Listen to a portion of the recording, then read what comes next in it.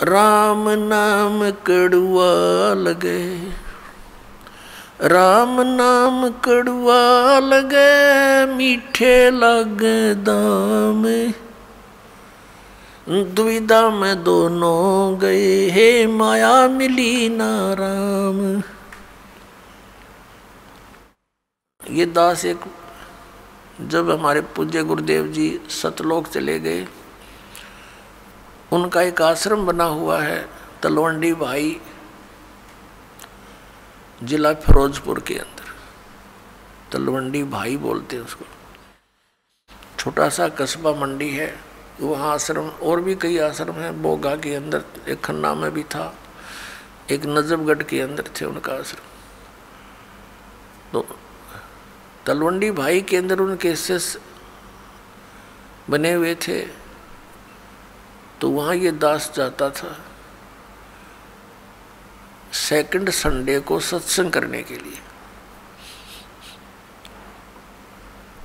उन्हीं की प्रार्थना पर कि एक सत्संग यहाँ कर जाया करो, गुरुदेव चले गए हैं। तो वहाँ उनका कोई रिलेटिव आया हुआ था, किसी वृद्धा की मृत्यु पर शोक व्यक्त कर, बुढ़िया मर गई थी कोई। वो शुक्र को आए थे, शनिवार को जाने की तैयारी कर रहे थे 12-1 बजे सी।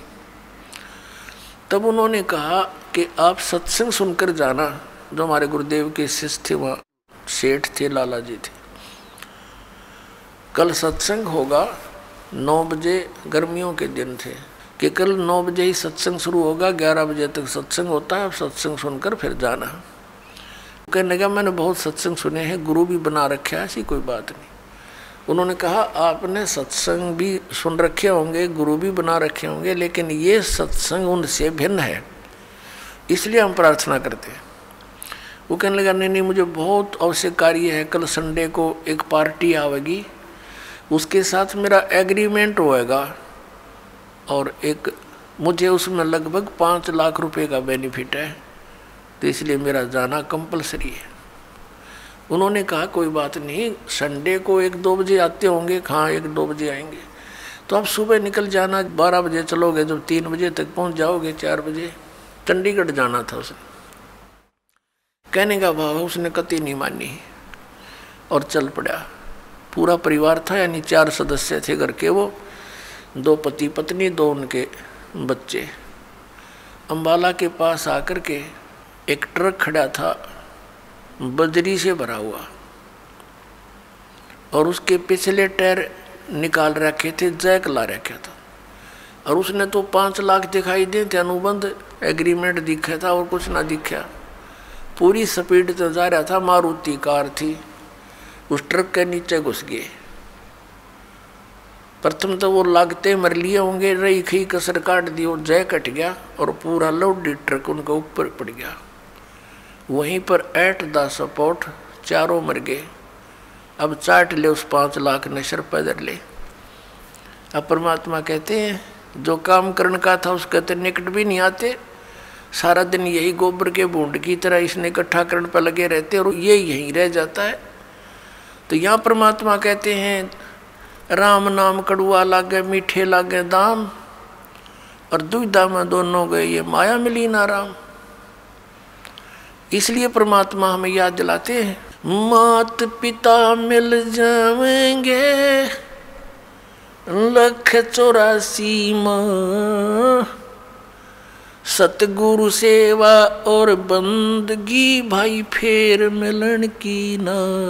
जिस परिवार को तू अपना जानकर और इसी के पालन पोषण में और इन्हीं की लोक लाज में भगवान से दूर रह रहा है भोले आत्मा, ये माता पिता तो तुझे अन्य शरीरों में भी मिल जाएंगे। कुत्ते के यहाँ जन्म होगा वहाँ माता पिता, गधे के घर जन्म होगा तेरा वहाँ माता पिता, बस पक्षी बनेगा वहाँ माता पिता, और अन्य फिर मनुष्य जीवन भी प्राप्त होगा फिर भी माता पिता। माता पिता मिल जाएंगे 184 माँ, और सतगुरु सेवा और ये बंदगी ये भक्ति भाई फिर मिलन की ना। अब परमात्मा फिर कैसी गहरी चोट इस आत्मा का लगाते हैं ताकि या कुछ फड़फड़ी ले ले, कुछ जाग जा, कुछ असर हो जाए इसका कुछ। ये एंटीबायोटिक है, ये कैप्सूल समझो परमात्मा की वाणी जो आत्मा को झंझोड़ कर धर देगी। और इसके ऊपर जो तीनों गुणों का ये नशा बना हुआ है, या भांग पी रखी है काल के इस झूठे सुख की, इस त्रिगुणमयी माया की, इसे मिलने वाले लाभ की, तो या उतरन लग जाएगी, कुछ कम हो जाएगी, इसका नशा उतरेगा आपको। परमात्मा कहते हैं कबीर ये माया अटपटी और सब घट आन अड़ी, किस किस न समझाऊं या कुएं भांग पड़ी। आप इस सत्संग को छोड़कर अन्य सत्संग भी सुनते हो, उन सत्संगियों के व्यवहार भी देखते हो। नाम सत्संग का, कर्म सारे वही जो आम जन साधारण किया करता है। इसलिए समाज में कुरीतियाँ ना घट करके बढ़ती ही चली गई। ऐसे ही ये भ्रष्टाचार भी बढ़ता ही चला गया, दुराचार भी चरम सीमा पर पहुंच गया, अत्याचार, लूट खसोट, रिश्वतखोरी। तो क्या फायदा हुआ? इतने संत और भक्तों की गिनती नहीं और असर इतना भी नहीं किसी के। कारण क्या है कि वो संत नहीं, और संत के आदेश बिना विकार छूट नहीं सकते। संत का वचन में परमात्मा की दया होती है, उसके ही वचन से, उसकी सत्संग सुनने से प्रभाव बनता है। तो वो संत नहीं है, वो दिखे संत, क्योंकि ऊपर के दिखावे से या इस सत्संग वचन सुना देने से संत नहीं होता। संत के बहुत ही ज़्यादा गहरे जो लक्षण होते हैं वो जन साधारण की पहुंच से दूर होते हैं। एक तो संत का ज्ञान से पहचान होता है, संत की और असंत की उसके वचनों से, उसके सत्संगों से पहचान होती है। और सदग्रंथों में तो और भी बहुत सी पहचान बताई हैं कि उल्टे लटके हुए संसार रूपी वृक्ष को जो भिन्न भिन्न बता देगा स वेदवित वो तत्वदर्शी संत है।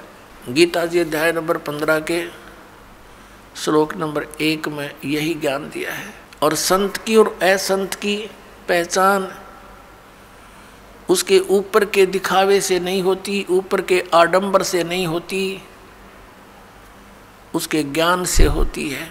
और फिर समाधान के मंत्र से होती है। ज्ञान भी सुना कर कोई किसी से मिलता जुलता कह सकता है, लेकिन उसके पास उस रोग के नाश करने की, इस हमारे जन्म मृत्यु के रोग का नाश करने की और प्रारब्ध के अंदर आने वाले कष्टों का निवारण करने की औषधि नहीं है, वो सही मंत्र नहीं है, तो कितनी ही बातें बनाता रहे वो संत नहीं है। और किसी व्यक्ति ने इस दास से सुनकर और ये मंत्र लेकर तीनों और स्वयं संत बनकर इनको दान करने लग जाता है, देता है, तो वो डुप्लीकेट लाइसेंस बना रहा है, क्यों? वो अधिकारी नहीं है। वो गुरु की आज्ञा के बिना स्वयं ही नाम देता है तो वो निगुरा है और वो अधिकारी नहीं है, उससे उपदेश लिया हुआ भी व्यर्थ ही है। तो इन सब बातों से हमने सावधान रहना है।